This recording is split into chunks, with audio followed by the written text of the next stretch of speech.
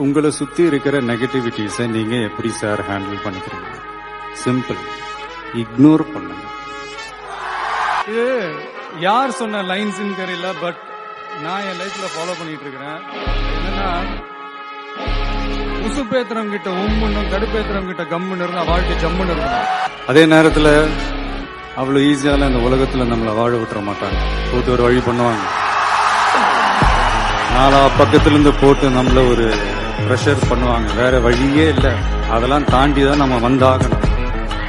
இயற்கையான எல்லா புகழும் ஒருவனுக்கே, நீ நதி போல ஓடிக்கொண்டு இரு. எந்த வேர்வைக்கும் வெற்றிகள் வேர்வை